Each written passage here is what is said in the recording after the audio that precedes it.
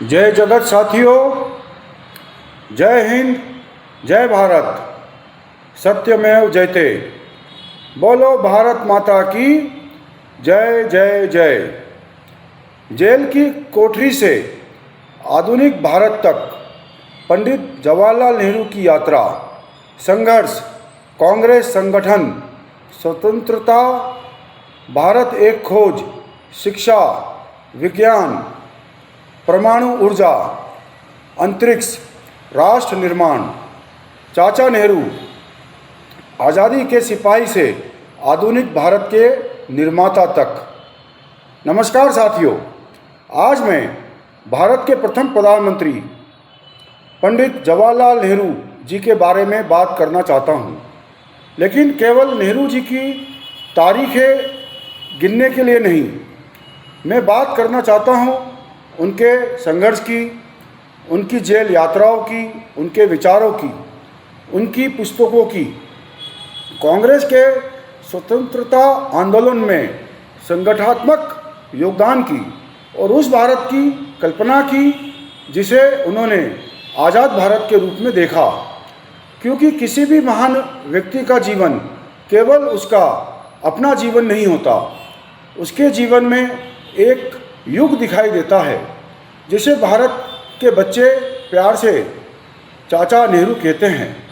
आज मैं किसी व्यक्ति की पूजा या किसी व्यक्ति की आलोचना करने नहीं आया हूँ। उसके संघर्ष को समझने, उसकी उपलब्धियों को जानने और उसकी कमियों से सीखने के लिए आया हूँ।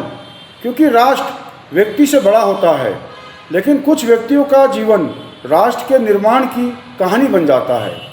14 नवंबर 1889 को इलाहाबाद, आज के प्रयागराज में जवाहरलाल नेहरू का जन्म हुआ। उनके पिता मोतीलाल नेहरू प्रसिद्ध वकील थे और माता स्वरूप रानी नेहरू थी। नेहरू का बचपन आर्थिक रूप से संपन्न वातावरण में बीता। उन्होंने भारत और विदेश में शिक्षा प्राप्त की और कैम्ब्रिज से प्राकृतिक विज्ञान की पढ़ाई की तथा कानून का प्रशिक्षण लिया।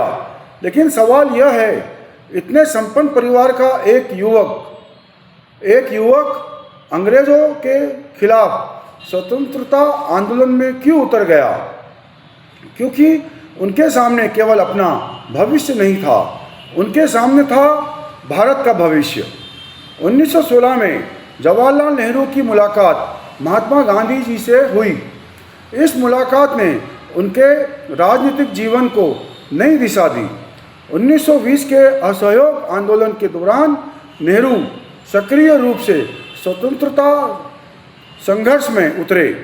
उन्होंने किसानों के आंदोलनों में भी भाग लिया और अंग्रेजी शासन के विरुद्ध जनता के बीच काम किया। यही वह दौर था जब एक पढ़ा लिखा संपन्न परिवार का युवक महलों से निकलकर जनता के बीच पहुंच रहा था। और यही लोकतंत्र की पहली सीख है। नेता वो नहीं जो जनता से ऊपर खड़ा हो, नेता वो है जो जनता के बीच खड़ा हो। 1928 में शाहमन कमीशन के विरोध में नेहरू ने आंदोलन किया। लखनऊ में विरोध प्रदर्शन के दौरान उन पर लाठीचार्ज हुआ, लेकिन लाठियाँ उनके शरीर को चोट पहुंचा सकती थी, उनके इरादों को नहीं। अब आता है इतिहास का बहुत महत्वपूर्ण पड़ाव। 1929 में जवाहरलाल नेहरू भारतीय राष्ट्रीय कांग्रेस के लाहौर अधिवेशन के अध्यक्ष बने। इसी अधिवेशन में कांग्रेस ने पूर्ण स्वराज को अपना लक्ष्य बनाया। यानी भारत केवल अंग्रेजी शासन में सुधार नहीं चाहता था, भारत चाहता था पूरी आज़ादी। आज हम स्वतंत्र भारत में सांस लेते हैं, इसलिए शायद उस समय की गुलामी की कीमत महसूस करना कठिन है, लेकिन उस समय आज़ादी मांगना भी अपराध था। साथियों, आज हम जेल को एक इमारत समझते हैं, लेकिन स्वतंत्रता सेनानियों के लिए जेल थी। आज़ादी की कीमत नेहरू को स्वतंत्रता आंदोलन के दौरान कुल 9 बार जेल जाना पड़ा। 1930 से 1935 के बीच नमक सत्याग्रह और अन्य आंदोलनों के कारण उन्हें कई बार गिरफ्तार किया गया। जरा सोचिए, एक व्यक्ति बार बार जेल जाता है, परिवार से दूर रहता है, अपनी बेटी से दूर रहता है, अपनी पत्नी से दूर रहता है, फिर भी संघर्ष नहीं छोड़ता। यही वह समय था जब जेल उनके लिए केवल सज़ा की जगह नहीं रही, जेल उनका अध्ययन कक्ष बन गई। उन्होंने जेल में लेखन किया और 1935 में अल्मोड़ा जेल में अपनी आत्मकथा पूरी की। फिर आया 1942, अंग्रेज़ों से कहा गया भारत छोड़ो। 7 अगस्त 1942 को मुंबई में अखिल भारतीय कांग्रेस समिति के अधिवेशन में जवाहरलाल नेहरू ने भारत छोड़ो प्रस्ताव रखा और 8 अगस्त को उन्हें अन्य नेताओं के साथ गिरफ्तार कर अहमदनगर किले में नज़रबंद कर दिया गया। यह उनका सबसे लंबा और अंतिम कारावास था। जनवरी 1945 में वे रिहा हुए। साथियों, 1942 से 1945 तक जेल की दीवारों के पीछे बैठा हुआ व्यक्ति आने वाले स्वतंत्र भारत का सपना देख रहा था। 15 अगस्त 1947 भारत स्वतंत्र हुआ और जवाहरलाल नेहरू बने स्वतंत्र भारत के प्रथम प्रधानमंत्री। वे 15 अगस्त 1947 से 27 मई 1964 तक भारत के प्रधानमंत्री रहे। लेकिन ध्यान रखिए, आज़ादी मिलना अंत नहीं था। आज़ादी के बाद असली सवाल सामने था, अब भारत बनेगा कैसे? एक ऐसा देश जो सदियों की गरीबों, अशिक्षा, सामाजिक असमानता और औपनिवेशिक शोषण से निकल रहा था। ऐसे भारत के सामने सवाल था, हम केवल आज़ाद भारत बनाएंगे या आधुनिक भारत भी बनाएंगे क्या? जवाहरलाल नेहरू का उत्तर था, भारत को शिक्षा चाहिए, विज्ञान चाहिए, तकनीक चाहिए, उद्योग चाहिए और वैज्ञानिक सोच चाहिए। साथियों, यह बात मुझे सबसे अधिक प्रेरित करती है। जिस व्यक्ति को अंग्रेज़ों ने जेल में डाल दिया, उसने जेल को अपनी कमजोरी नहीं बनने दिया। उसने जेल में किताबें लिखी। नेहरू की आत्मकथा 1934-1935 के दौरान जेल में लिखी गई। उन्होंने ग्लिम्पसेस ऑफ वर्ल्ड हिस्ट्री, विश्व इतिहास की झलक भी लिखी और फिर अहमदनगर किले की जेल में भी लिखी, the discovery of India, Bharat एक खोज। यह केवल इतिहास की पुस्तक नहीं थी, यह भारत को समझने का उनका प्रयास था। भारत की सभ्यता क्या है, भारत की संस्कृति क्या है, भारत की विविधता क्या है, भारत हजारों वर्ष की यात्रा करके यहाँ तक कैसे पहुँचा। सरकारी नेहरू पोर्टल के अनुसार the discovery of India Ahmednagar किले में लगभग 5 महीने में लिखी गई और 1946 में प्रकाशित हुई। और यही तो नेहरू की सबसे बड़ी विशेषता थी। जिस जेल में अंग्रेज़ ने उन्हें बंद किया, उसी जेल से उन्होंने भारत की आत्मा को शब्दों में दुनिया के सामने रखने का प्रयास किया। आज हम बच्चों से कहते हैं भारत को जानो, लेकिन भारत को जानना केवल नक्शे पर भारत को देखने से नहीं होता। भारत को जानना है तो बुद्ध को जानना होगा, महावीर को जानना होगा, अशोक को जानना होगा, कबीर को जानना होगा, गुरु नानक को समझना होगा, भगत सिंह को समझना होगा, अम्बेडकर को समझना होगा और भारत की हजारों वर्ष की विविध परंपराओं को समझना होगा। नेहरू ने डिस्कवरी ऑफ इंडिया में इसी विशाल भारतीय यात्रा को समझने का प्रयास किया था। और यही हमें बताता है, परिस्थितियाँ मनुष्य को रोक सकती है लेकिन मजबूत विचार को नहीं। भारत क्या है, भारत की सभ्यता क्या है, भारत की संस्कृति क्या है, भारत की विविधता में एकता कहाँ है और भारत का भविष्य कैसा होना चाहिए। यह केवल किताब लिखने की बात नहीं थी, यह भारत को समझने का प्रयास था। 1950 में योजना आयोग की स्थापना हुई और नियोजित आर्थिक विकास पर जोर दिया गया। नेहरू जी के नेतृत्व वाले शुरुआती दौर में भारत ने बड़े पैमाने पर बड़े बांध, इस्पात संयंत्र, वैज्ञानिक संस्थान, उच्च शिक्षा संस्थान, चिकित्सा संस्थान, अनुसंधान संस्थान और सार्वजनिक क्षेत्र के विकास पर जोर दिया।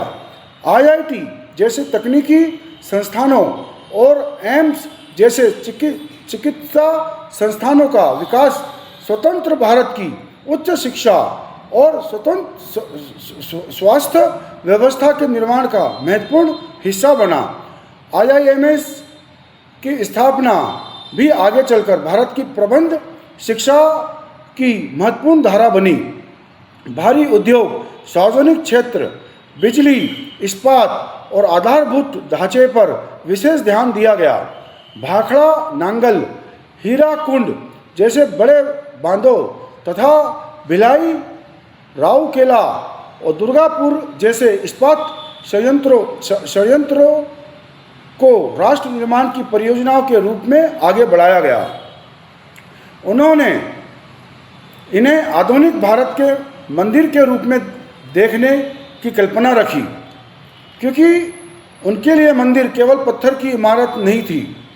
जिस जगह से करोड़ों लोगों का भविष्य बने वही राष्ट्र का मंदिर है। वे चाहते थे कि भारत अंधविश्वास के बजाय तर्क, प्रयोग, प्रमाण और ज्ञान के रास्ते आगे बढ़े। परमाणु ऊर्जा, वैज्ञानिक अनुसंधान और CSIR की प्रयोगशालाओं के विस्तार को भी उनके दौर में महत्व मिला। CSIR आगे चल के ISRO बना। आज भारत अंतरिक्ष में पहुंच रहा है, विज्ञान में आगे बढ़ रहा है, तकनीक में दुनिया से मुकाबला कर रहा है।